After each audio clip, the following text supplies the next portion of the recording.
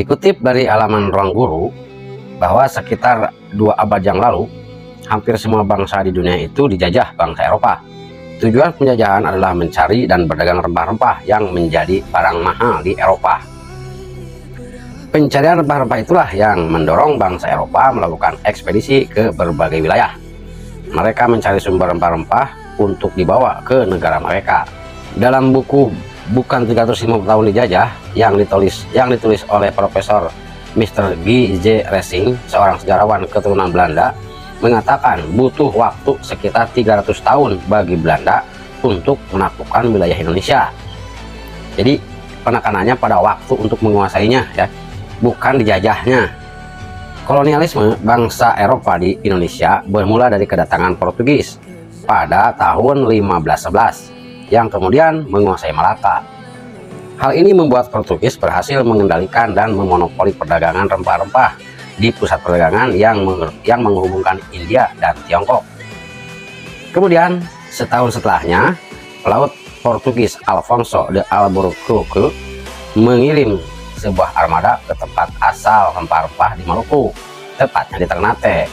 Nah, di sana Portugis membangun sebuah benteng untuk memantapkan kedudukannya. Pada 1575, Portugis memilih pergi dari Nusantara dan berdagang di Tiongkok karena terlalu banyak saingan. Bangsa Belanda menginjakkan kakinya di Nusantara pada 22 Juni 1596. Totalnya ada 4 kapal dagang pimpinan Cornelis de Houtman yang berhasil merapat di Pelabuhan Banten.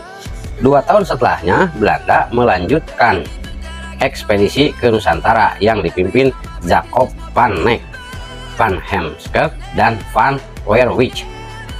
Mereka berhasil mengambil simpati penguasa Banten yang kemudian diizinkan berdagang. Perdagangan di perairan Nusantara semakin ramai. Hal ini pun menimbulkan konflik baik sesama pedagang Belanda maupun dengan pedagang Portugis dan bahkan Inggris. Inilah yang menjadi duduk masalahnya didirikannya Perserikatan Dagang yang bernama Verenigde de Oost-Indische Compagnie atau disingkat VOC, bukan lembaga yang mewakili Belanda. VOC adalah perusahaan dagang yang diberi izin pemerintah Belanda untuk menjalankan diplomasi hingga perang untuk memudahkan perdagangan di daratan Asia. Kemudian pada 1799, VOC itu dibubarkan karena kasus korupsi yang sangat parah. Pemerintah Belanda yang dianggap menjajah pun menyita aset VOC untuk membayar utang ke negara Belanda yang mencapai 219 juta gulden, termasuk mengambil wilayah kekuasaan di Nusantara yang kini menjadi bagian Indonesia.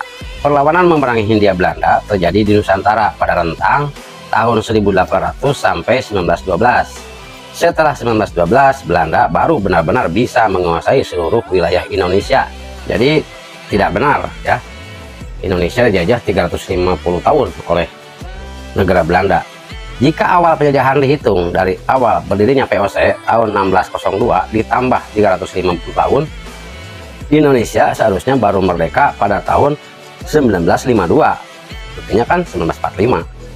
Kemudian jika dihitung tahun 1800 saat pemerintah Belanda mengambil alih VOC yang bangkrut lalu mengubahnya menjadi Hindia Belanda, Indonesia seharusnya baru merdeka tahun 2150. Dan jika dihitung lebih awal lagi, saat pertama kali pasukannya Cornelis de Houtman datang ke Nusantara tahun 1596, Indonesia seharusnya baru merdeka tahun 1946. Padahal Belanda sendiri menjajah kita hingga tahun 1942 saja.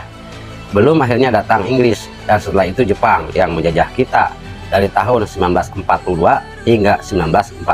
Jadi fakta sebenarnya adalah Indonesia dijajah Belanda selama 3 tahun saja, tepatnya saat agresi militer Belanda tahun 1945 sampai 1947.